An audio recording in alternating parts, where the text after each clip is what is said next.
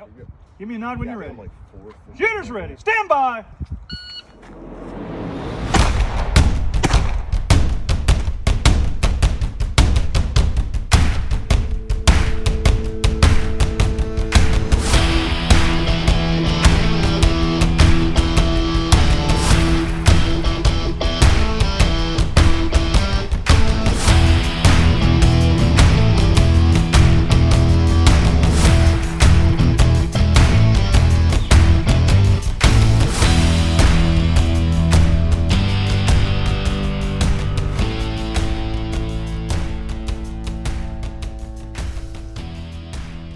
Hey everyone, this is Matt Gunlock from the 3GIQ podcast. I'm here with Frank Gall, my co-host, and again we have Mike Pannone. You know, he's our recurring guest. Anytime we want to get triggered, we just bring Mike on. But this is part 2 of the dark side of entertainment. And the last episode that was dark side of entertainment part 1. We kind of described in an event that I went through. So this is kind of the resolution of what can we do to kind of better prepare ourselves whenever we're going out to courses and spending a lot of money. So I guess what I'll do is we'll just kind of get on with the questions. So in your words, why do you think it's important to go through marksmanship courses, whether you're a novice or an experienced marksman? If you don't have a foundation and a real strong understanding of it, you'll get better in a course, but what you really get out of the course is you get actual from a good instructor who's experienced. You'll get training techniques and different metrics, ways to evaluate your performance and how to figure out what you're doing wrong. And there's a lot in it that's really difficult to get without a formal structure that you teach in marksmanship. Like I said, hit factor. Points divided by time. What does it even mean? Like, why would you use it? How do you break down a drill into components and figure out which one you're losing time on or which one you can refine better? It's really hard if you haven't been formally trained in that, basically had the military or law enforcement put you through a good course. It's hard for you to figure it out on your own. A lot of those concepts, once you get them, they seem super simple, but you wouldn't really have thought of them yourself. No, I agree, because I remember, my first enlistment coming back from Iraq, a friend and I just decided to go shoot. And, we've had our training. We shot rifles, we shot pistols, but, we've done it under the construct of the Marine Corps. So we just decided to go out. We didn't have any structure to what we were doing, and we just kind of shot. We didn't know if we were shooting well or not. There was really no kind of framework to what we were doing. And it's okay every now and again just go out and have fun, but whenever you want to actually improve your skill, like, there's got to be a purpose behind it. Like, people ask me, hey, let's go shoot and have a good time. I was like, I don't think you kind of understand what it's like for whenever I go to the range. I can't just go to the range without some kind of like purpose now. Like, I have to have purpose behind what I'm doing. Mm-hmm. Absolutely. And like when I was at the range today for a couple hours shooting, and every string I shoot, I go down, I call all my shots, working on some speed work with pistol. I call all my shots and I go down and go, okay, is what I thought I saw what actually happened on the target? And I paste it. So I'm literally pasting every string I shoot.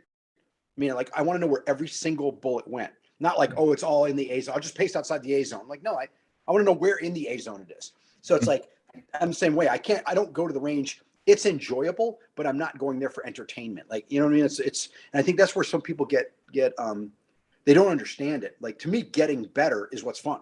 Getting good, getting faster, getting more accurate. That's the fun part to me. But it's work. So it's like, if you want to go burn bullets, I get it. I mean, that's fine, but I'm not that guy. Yeah. That's kind of how I started out, just going out and having fun and shooting with buddies. But at some point, going to the range became less of an entertainment, and it became more like going to the gym for me. Like, there's a purpose and you're there to get better. But in terms of courses, Mike, the way I look at it, if it's a really cheap course, I kind of question if I'm going to be able to get anything out of it and whether the substance is there. And if it's like exorbitantly expensive, I'm asking whether or not the instructor is about to blow a bunch of smoke up my ass just to justify that high dollar amount. So what would you say is like an average price that you should expect to pay for like a good course let's just say 2 days over the weekend. That's what most people can afford to get away for. And then what are some price points that you've seen that are just outrageous? I would say, depending on it's usually it's driven by the bio and the notoriety of the instructor, like what they've done before, what their background is. That kind of drives. There's value involved in that, and that lends to their level of experience. And there's also some there are some, let's see, you've got notoriety and you've got specific skills or specialty skills, something peculiar that they can do. But it's, for the most part, if you're not really well known, even if you're a really good shooter and a really good instructor, it's going to be harder to fill classes. The better known you are, the easier it is to fill classes. But you also see people that are better known instructors over time, they stagnate. They teach the same course every single time for years and years. I mean, it's like every course that I teach is different. If you took a concealment course 4 years ago, and then 3 years ago, and 2 years ago, and last year, and then next year, they would all be noticeably different, because I make things more challenging. I new things that I learn. There's new emphasis. Like now, a big thing I'm pushing on my courses, really, really hard on the visual focus for, target focus stuff, really, really heavy on hit factor and explaining why it's important and how you use it. But I want people to leave with knowledge that helps them get better. And that's what you should be looking for in a course. You're looking at $400 to $600 for a 2-day class with a good instructor. Okay. You can get charged $400 to $600 for crap. And that's, you have to do your due diligence. But overwhelmingly, the way I view it is, when you leave, yeah, you're going to be better. You're going to shoot for a weekend. You're going to shoot probably 1,000 rounds or more. You're going to be better, but it's not sustainable if they don't give you knowledge and methodologies and training techniques to go forward and continue to train yourself. I view for my my patrons, so to speak, those people that come to my classes, I want them to leave with things that they can work on going forward without me there, and they understand it. And I give them the opportunity. They can text me and or email me and ask me questions about it. But that's what you should be looking for in a course: someone that's exposing you to challenging courses of fire and new information or new methodologies, or evaluating you based on the most current best practices. So, given this, the last course I went to, I kind of knew I was just going there to get a certification. But let's say, you're a guy and you want to go to a course, but you have no background and you don't know what exactly that you're supposed to be looking for. What do you look for you personally whenever you are vetting instructors? And a lot of us, like, we can just call people up. Hey, what do you think of this guy? But the guy that doesn't know anybody, he's not going to have that luxury of just making phone calls. So how do you vet people? I look at, first of all, I look at their formal experience. They've got to have some way to promote themselves. They're going to say, what did you do in whatever entity you were in, or are you just a dude that shoots and likes to shoot? Okay. If you're just a guy that likes to shoot and you're really good at it, that's fine, but just teach shooting. Like, I'm very guarded. Anytime I see something that says gunfighter, I'm just like, just hold what you got. Like, hold what you got, bro. Like, stop with the gunfighter stuff. Let's just do shooting. Let's just do that. Okay. But it's like when you're selling, I call it selling magic. They're selling a fantasy to people. They're selling, oh, we're going to make you a gunfighter. Like, dude, if you're never ever going to be in a gunfight, then what's the whole purpose behind the gunfighter thing? It just sexies it up. And what they're selling is entertainment. They're selling man camp. They're selling, there I am. Like, they're basically blending scenarios into marksmanship training. So you're running around like, yeah, you're getting shot at and all. I'm like, no, you're not. You're just not. Like, and that's like the whole, on the entertainment thing, as a whole side of it that I could freaking vent on about all that stuff, because just shoot. Like, the point of delivery. I mean, we talked, Matt, you and I talked about it. Movement to contact. That's tactics. Once we're in contact, that's shooting. Yes. Now we're fighting. Okay. The point of delivery as an 03 is your freaking rifle, or if you're a 31, your machine gun. That's the point of delivery of your freaking service. Okay.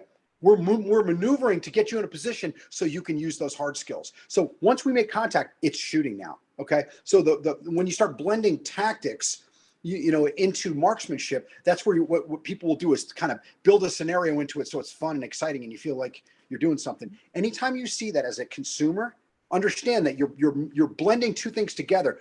overwhelmingly you're doing that for entertainment. You're not doing that for skill development. Yeah. And there's a lot of buzzwords that get thrown out, right? I'd say, gunfighter, combat. There's quite a few out there. Yep. So, and you've got it. You also have to understand. I mean, people have to understand, or they have to look soberly at some things. And I say it all the time. The lens through which we view things in life in general is experience. Whether you're a commander or you're a platoon sergeant or you're whatever you're doing, your experience is the lens that brings all these actions into focus. Okay. And the reason that I say that is if you don't have formal training to evaluate things, then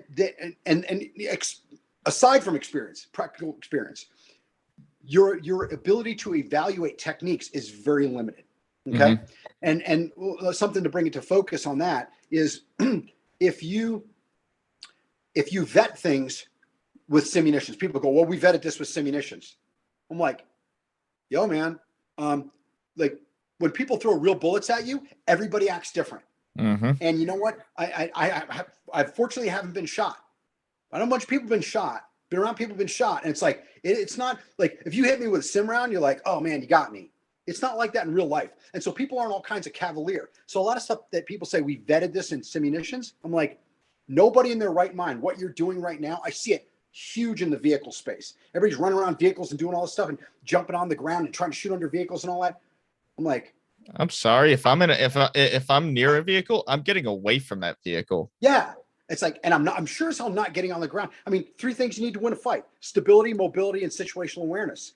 I get on the ground. I got stability because I'm laying on the freaking ground. I've given up mobility and I've given up situational awareness. If you rush my vehicle, now I'm fighting from the ground to try and get to my feet. Like, I'm never getting on the ground. Like, the ground is where, like, you find, like, there's shell casings and bodies. Like, people don't get on the ground on purpose in real life. They don't. I never saw anybody do it. I never saw anybody in the mix get on the ground to try and take a shot. Nope. No way. I want mobility, man. I want to be fast on my feet. Being quick on my feet and being in the right spot is way better than tons and tons of armor on your body. So it's like when people start doing stuff, they start talking about vetting things with simunitions, and I'm like, it doesn't. Be very guarded about that. If you don't know, understand that that's not what real life is like. When the downside of a bad decision is a gunshot wound, people are they're a little more sober about what they do. So that's out there in the training world, big time. Very good point. Say you see an instructor who doesn't necessarily have like law enforcement or military experience. What are things that you're looking from that instructor and that would make you actually want to go and seek training from them? He's got to have quantifiable skills in lieu of some sort of operational experience that lends itself to that course. He's got to have genuinely good skills. And even then, even if he's got really good skills, he may be teaching things like I see a lot of it, and I've been very against it, and all my courses are built contrary to that. People standing perfectly square at 7 yards, facing a target, perfectly braced, draw their gun a couple times, and then shooting for speed. And they think that they're actually getting a translatable level of skill that is repeatable, and it's not. It's only repeatable if you've got perfect body alignment, you're 7 yards from a target, and you're waiting for a 3-second delay on a timer. Okay? It's just not your perception time. People do the whole sub-second draw stuff. I was doing sub-second draws from concealment at 10 with my arms folded 6 years ago. It's on video on freaking YouTube and shit. So like, I got it. The sub-second thing is like, oh, under a second, wow. In real life, you can't do that under pressure. You will fail 99 times out of 100 because you're never perfectly braced at a distance waiting to draw your gun. If you were in that configuration, you just have your gun out.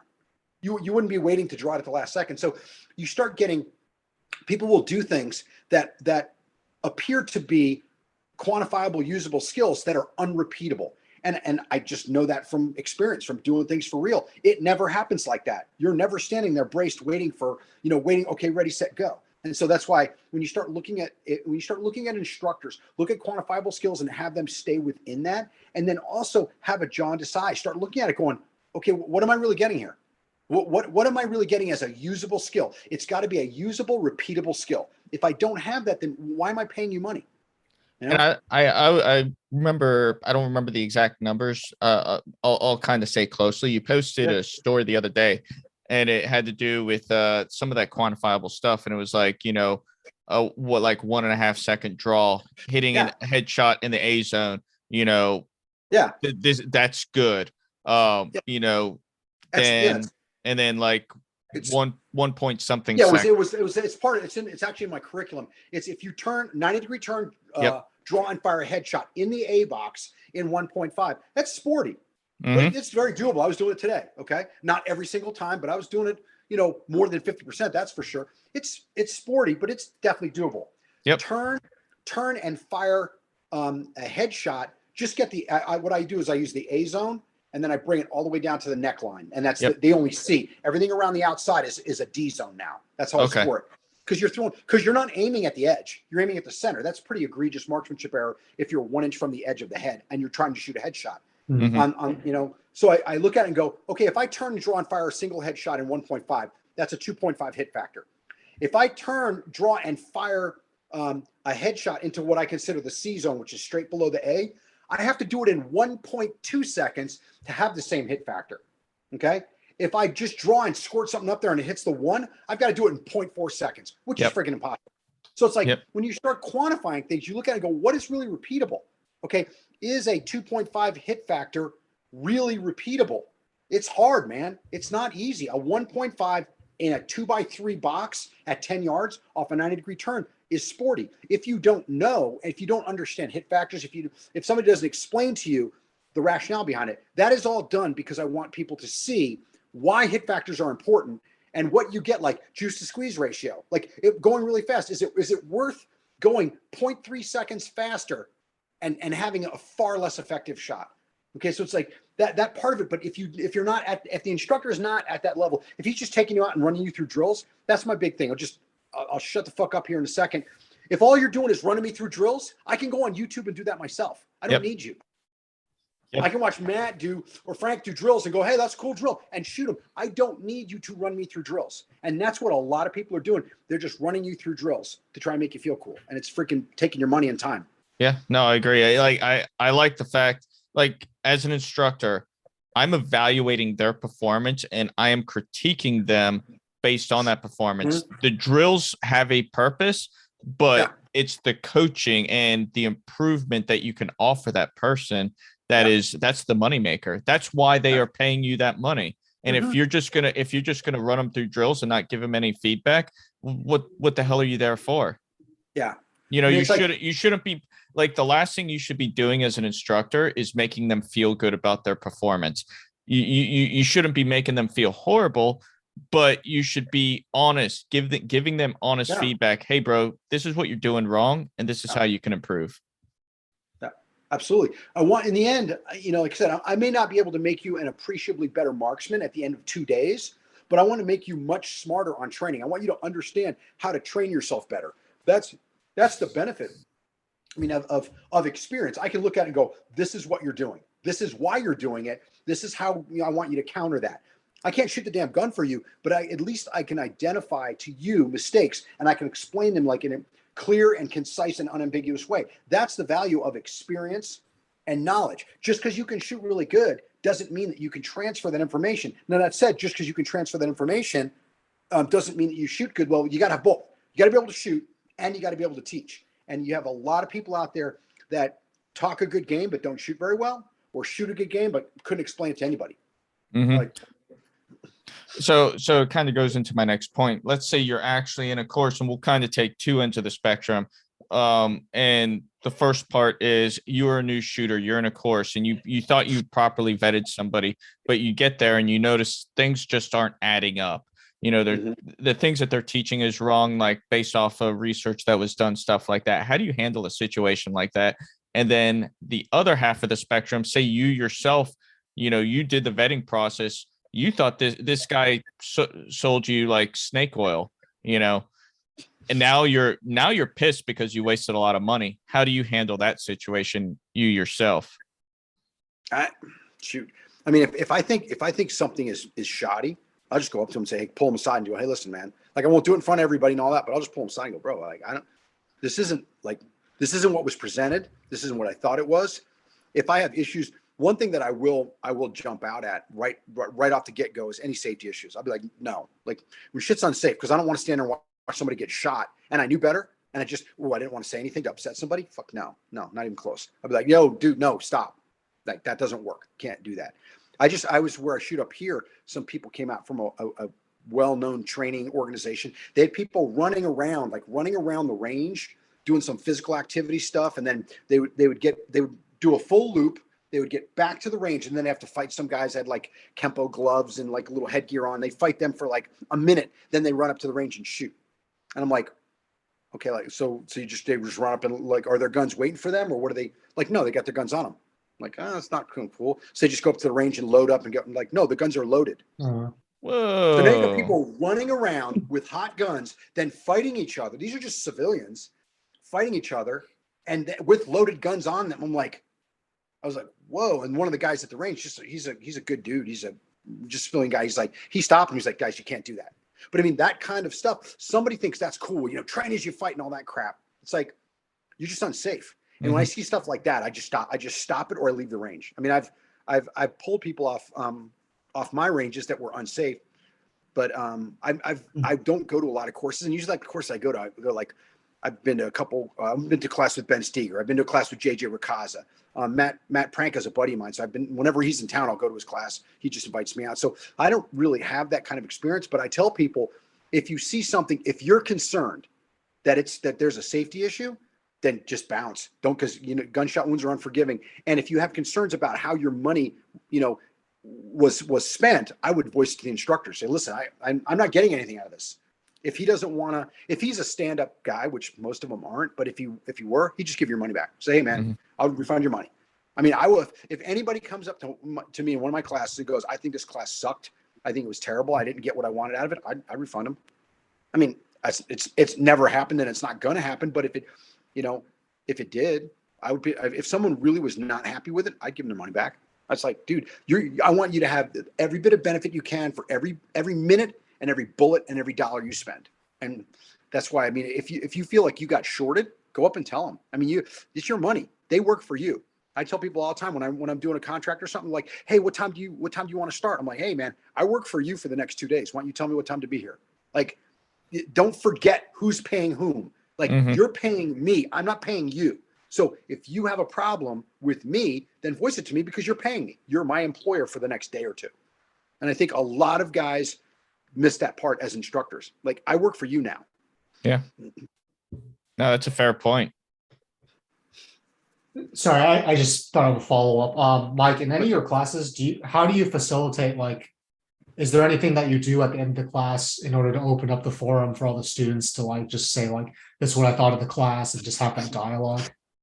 I do it at lunchtime day one. I do it at the end of day one. I do it at lunchtime of day two, and I do it at the end of day two. Every time, and I tell them, if you want to throw a flag on the play, you call a bullshit flag, raise your hand, like air it out. If there's something that you think is useless, I ask them every time, is there anything that we did that you didn't think was necessary, or that you think we should have done more of, or that you didn't understand? Or I give them the opportunity every time to tell me, because I know what I'm doing. If they don't understand what I'm trying to do, then I'm not doing it correctly. I'm not articulating the points to them, and I want to know. I also tell them, if you've got a competing opinion, tell them whatever it is. Well, why don't you do it this way? That's like, I want to hear that. I don't want to hear somebody's name. I don't want to hear, Matt's name. Well, Matt said do it. Well, hey, I wasn't there when Matt said anything. So I don't want to hear somebody's name. Tell me, give me a competing opinion and ask me why I would or wouldn't do it, or what I think of it. Leave everybody's name out. Other than that, I want input. If you don't want input, then you're not learning. And everybody, the interaction of a bunch of human beings, everyone should be learning something. And if you're not, then you're not there for the right reason, even as the instructor. And you're not seeking to get better. I feel. No, not at all. You're seeking to protect your ego. You just want to be right. So I have a follow-on question for you. Since we're on the subject of students and instructors, whenever you have students come to your class, you have the MEC score sheet and that thing on your website. Do you have them perform that prior to starting your training, just kind of evaluate everybody where they're at first? It depends what the group is. Okay. I'll do it with LE guys. I'll do it with law enforcement classes, but it's what I don't want to do is it's not hard. Most of it, I mean, it's the bulk of it is 10 yards, and then there's one string at 25. But when you start putting speed to it, all of a sudden it becomes difficult when you look at the levels for speed. And now I have an Excel spreadsheet that on my computer I can type in all my times, and it gives me all my hit factors per stage and then overall, and like it's pretty cool. But it's like it gives you a lot to work with. The problem that I run into is it takes a long time to run until people know how to do it. Like I can run it. I ran it today at the end of training today. I ran it in 7 minutes. So it's like it doesn't take forever, and it's 50 rounds. Okay. But if I've constantly got to keep explaining stuff, it makes it a little more difficult. So what I'll usually do is I'll shoot a bunch of precursor drills so they'll know what I'm talking about before I ever even talk to mech. I'll make sure they understand like 3 slide lock reload while taking a knee 3 or something like that. I'll have them shoot a bunch of the drills, then I'll go, okay, we're going to shoot the mech. This is what we're going to do. And then I'll talk through every one of the stages. Okay. First course of fire is going to be little bill turn 90 degrees to your right and fire 4 rounds in the A zone, blah, blah, blah.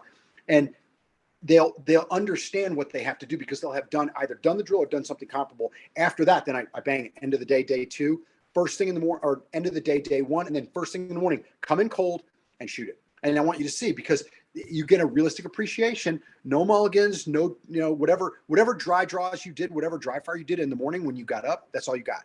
You show up, you step up the line and you get it on, and you get to see what your realistic draw times are, what your realistic speed is. And so but I have them shoot it when I've got a group that can stay up with it, because it takes a little bit of time. I'll have them shoot 3 or 4 times in a 2-day class, because it gives them a metric that they can look at and go, did I get any better at this? I realized like I messed this one thing up. Did I get better at it? Am I refining it? I might let them work on different stages. So I think it gives them a benchmark when they leave that form. They can just take that form and print it off the website, and they can shoot it again in 4 months and go, wow, I got way better.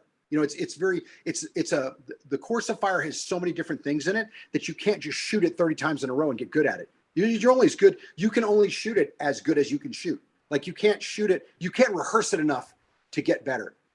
It just doesn't work that way. So that's kind of the way that works. But I'll have them shoot it 2 to 3 times a class. If I can, 4 times a class. Is there a YouTube video or video that you have up demonstrating the mech? Not the new one. I'm going to do one here once the snow goes away.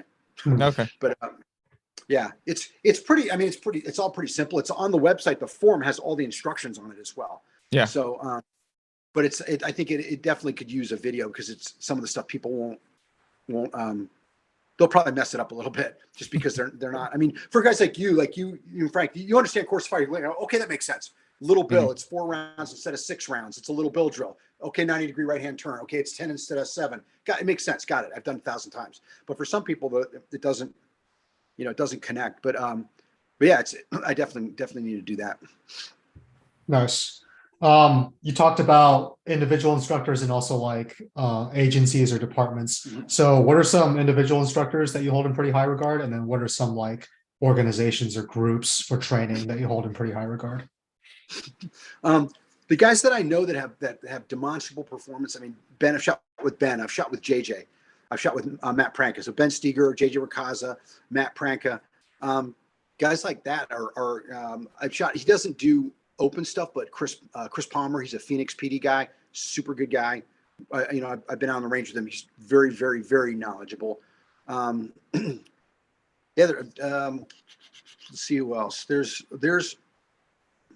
not, because I'm mostly in there. Those are guys that I know that are kind of in the little cabal I'm in. I haven't shot with Joel Park, but Joel Park is an exceptional shooter, very smart guy. He's a very good teacher. Yeah, he's very articulate, and he's very detailed. He's very one of the things that my big thing is clear, concise, and unambiguous. Like what he says is it's very condensed, but it's easy to absorb. And I think that's really important. And I go back and forth with him. I send him stuff, and he's like, "Hey, try this or do that." So he's a super sharp guy. Ben's obviously knee deep in it. JJ's been doing the movement piece. He's been shooting since he was like freaking 2 years old or whatever. So it's like those guys. Matt's just into it. He just geeked out on it. He was at the unit for a long time, and so that level of guy.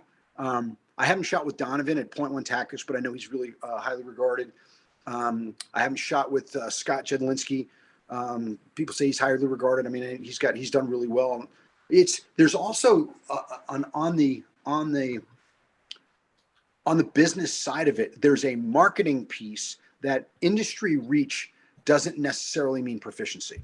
Yeah. Just because you've got a good marketing machine and you staff lots of classes doesn't necessarily mean that you're putting out a great curriculum. Some people are just really good at the marketing piece. They build a cult of personality, and then that's what they sell. And there's a lot of that out there. There's some in the shooting world. There's a lot of it in the quote tactical world. A lot of it. So we named, I just had a follow on for this. We named a bunch of individuals. Are there any specific academies that you would recommend for people to go to? I think the SIG Academy has a lot of good instructors. I know the guys up there. They're a bunch more friends of mine. I think they put on some really good courses and they make an effort. There's where is it up in New Hampshire? Jesus, guys, Ridgeline. Yeah. Yeah, Ridgeline's a solid crew. Those guys are on. That's a really good organization, and they are very sober about it. And back to the lens that you view training through is experience. Maybe put on. I would say that the two that I know that are as actual schools are SIG and Ridgeline. They've got really high quality training, and they've got a client base that I know a bunch of people that go to both of those areas, and they're happy with it. I think another group to like keep a thumb on is Vortex. Like Vortex is starting to put together their own their own institution. And I looked at it. The classes they're offering are very basic so far, but I would trust them to be able to put it together. Yeah. They're such fervent patrons of the shooting sport. So I would keep an eye on that. Absolutely. I think that's a good point. I went up there. I actually taught a class up there, and there were some people that moved out and some people that moved in, but they're into it. They're definitely they're believers. They're doing it. I think a lot of when you get something like a Vortex, they're obviously doing it for revenue generation. They don't want to lose money, but they're doing it to add value to the industry and to some of it's marketing as well. But they want to have a footprint on the training side because it's a responsible citizen that's armed and all that. So yeah, I haven't shot with them in about a year and a half, but when I was up there, all the guys that were up there that I worked with were great guys. They were good shooters. They were solid across the board. And I'll say a piece of that, like, 6 Hour Academy, they have Sam Loreno, former Marine Corps shooting team. As soon as he left the shooting team, he went up to 6 Hour Academy. Mm-hmm. Scott Rader's about to go up there too.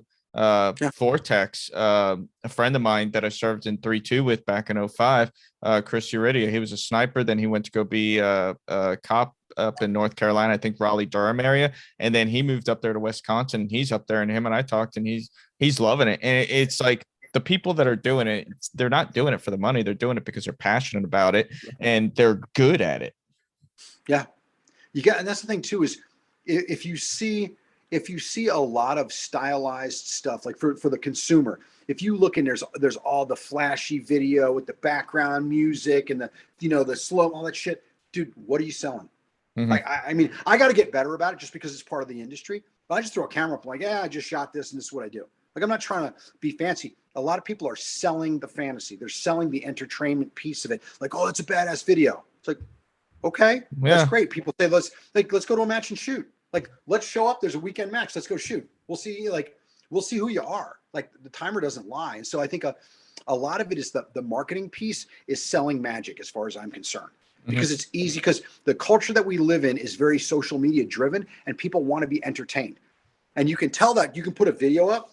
I put videos up of shooting something, and like I'll talk about it. I'll explain. This is what I did. This is a mistake I made. There was one of them I put. It was a while back. It was at a USPSA stage, and if you don't shoot, you'd be like, wow, that looked good. But like, I penetrated too far into a port. And then when I came out, I had to back out instead of shooting past it, like a bunch of little stuff that cost me 2.5, 3 seconds.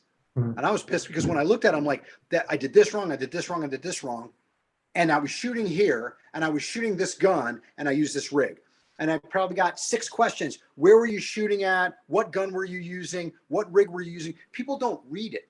They'll look at the video, and like, oh, they want to be entertained. I could just put the video up, and it would have had the same amount of engagement. So I think that lends itself to a genre that wants to put out entertainment to draw vision, and they go, oh, this guy's so badass. Well, what did he do? I don't know, but he has these badass videos. And they wind up building a following. I mean, there are guys in the industry that have literally never done anything but make flashy videos and steal curriculum from other people. And they have tons of people going to their courses. They have So no while background. yeah, I completely agree. But while we're on that subject, if there are bad instructors out there and entertainment is as it's pretty rampant, then by the same token of logic, there should also be bad students. Is that something you've run into? Students who just kind of want that vicarious experience, like the proximity to like the warrior culture, and it's kind of like people who get used to eating junk food or fast food. You feed them full of nothing but junk. That's what they get used to, and there's no desire within them to go eat healthy or like eat, find the good stuff. Yeah, I've seen that. I've had guys come to the class because of my background, stuff like, I was in the Corps and the reconnaissance community, and then in SF and unit and stuff. So like, oh wow, it is kind of touched the magic. What kind of throws them off is that like when I do a class, I'm like, hey, does everybody here kind of know what my background is and like why I do what I do? If you don't, I'll kind of give you, but otherwise, and people go, oh no, we know who you are. I'm like, okay, cool. Trail weapons if they're loaded, regardless of that. I don't give a shit. I'm not here to sell you who I used to be. Okay. And there's some people that come and I see it. I saw it a while back in civilian classes where they went, oh wow, you were in Delta Force. You were like, it's like, I'm Kayla's dad. That's what I do. Like I like this stuff. I shoot guns. I'm like, hopefully you can learn something. I'm trying to sell you, and that's really what it is. I'm selling the knowledge that I have from places that I was in, from the Marine Corps, from SF, from the unit. But I'm not here to wow you with who I used to be in another life. And I think that is immediately dispelled when I start making you actually work, when I start critiquing you. We're not just going to hang out and burn bullets and have fun, and I'm going to tell you the best thing ever. I'll be like, dude, that's not good. Like, you can't do that. This is what you're doing is incorrect. And I've had people get kind of surprised, like, like I'm harping on them. I'm like, you came here to be critiqued. I'm critiquing you. I'm not being an asshole, but I'm telling you, you're not doing this correctly. And if you don't do that as an instructor, then you're literally just taking their money. I'm taking your money. I'm letting you do things incorrectly and reinforce that. And I'm taking your money. And so it's like that side of it. People know that when they come to a class, like it's work, like this is work time. We're here to work. Yeah, it should be fun and enjoyable. Okay, it should be enjoyable.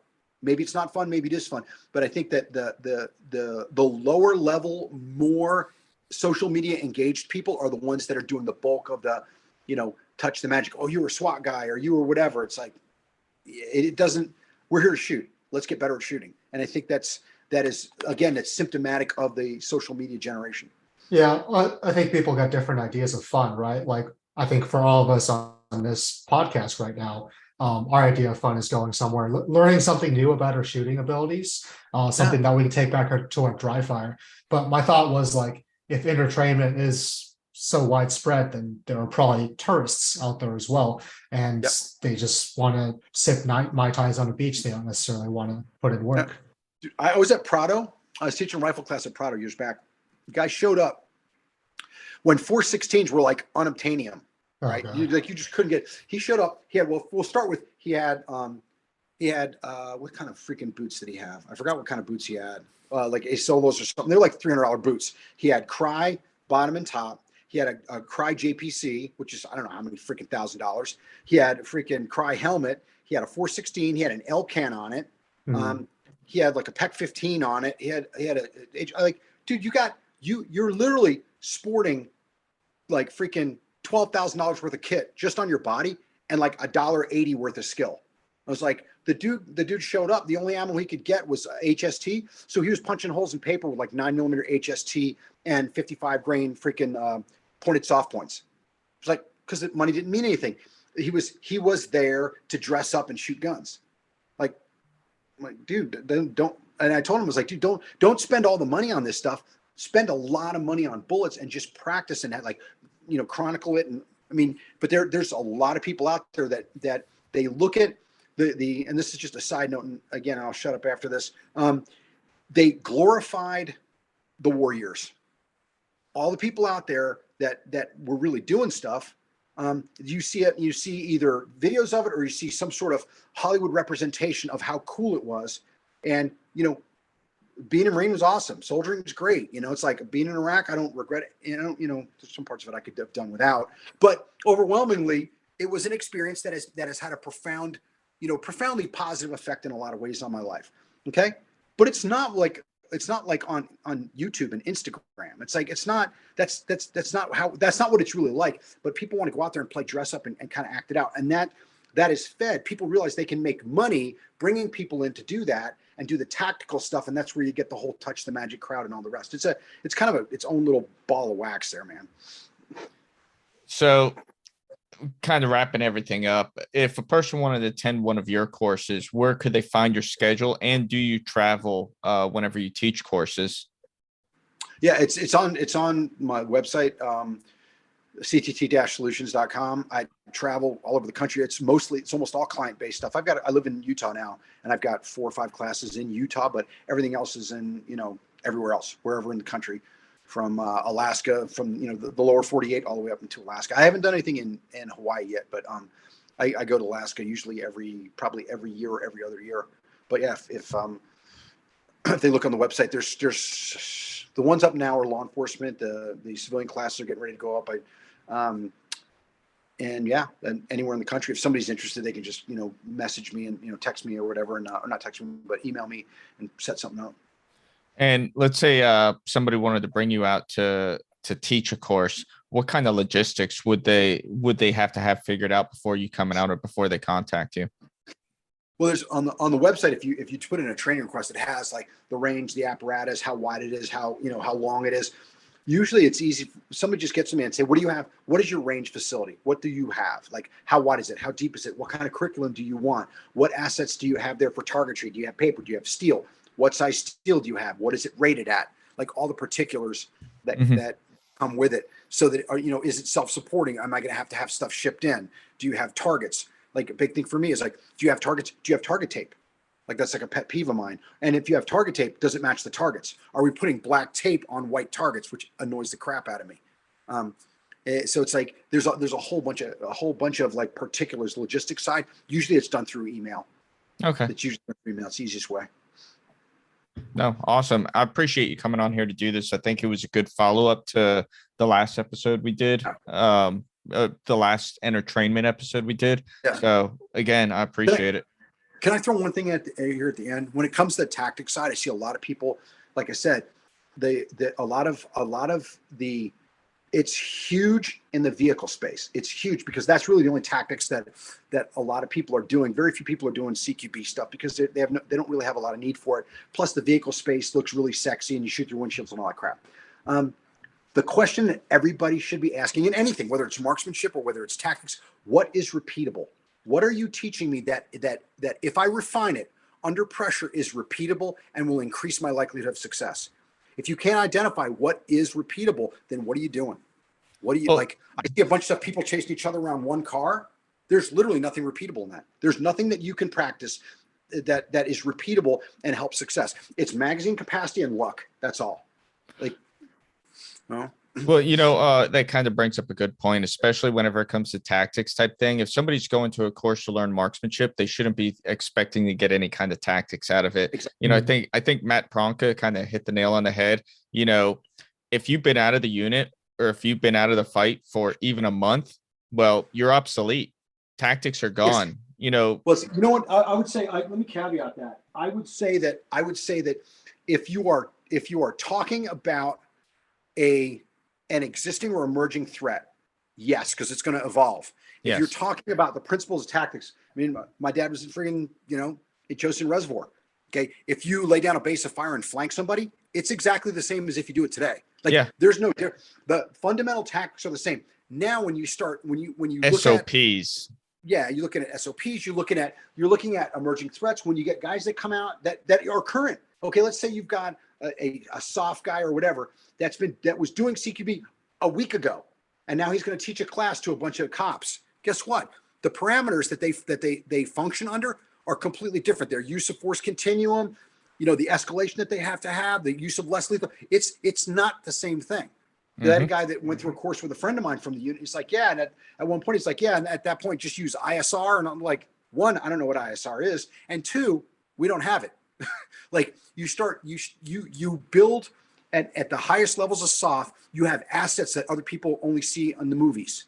And so like you can't go to a local SWAT team or even a major SWAT team and expect them to have even 50% of it. So I think if you're teaching fundamentals, if you're teaching principles, if you understand them, you're always current. Like I mean, the squad and the assault, I still remember that. Like I know exactly what it is. And so I could teach it. Now, if we're squad in the assault against a specific adversary that has specific assets that I'm not familiar with, then I may be out of date. So I agree with Matt on one part of it. I think on another part of it, you got to be more specific what you're talking about. You know? I'd agree with that. But no, again, thank you. And to the listeners, I hope you enjoyed this. Please get on there, give us a rating, let us know how we're doing. That's how we can know if we're doing good. So thanks.